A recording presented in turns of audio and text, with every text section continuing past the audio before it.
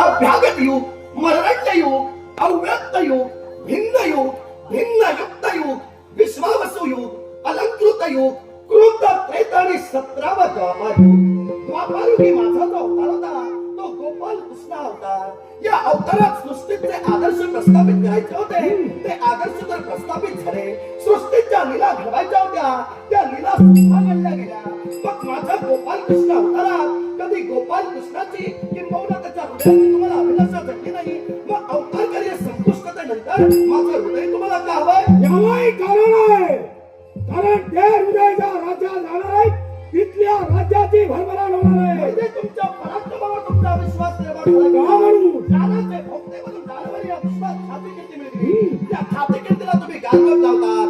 कारण सुवर्णासूर तुझीच नव्हे, तुझ्या पूर्वजांपासूनची तुमची खोडमाला आहे. तुमची वृत्तीच मुळात अशी उपकारोपी नाम नीच अपकारोपी जायते. विषारी सर्पाला किती दूध पाजलं तरी तो अमृत होणार नाही. तो विषाच असतो. उपकाराची परतफेड ही आजपर्यंत तुम्ही अपकारच करत आलात. तेव्हा ही तुझी हीनमती या क्षणाला पडेल.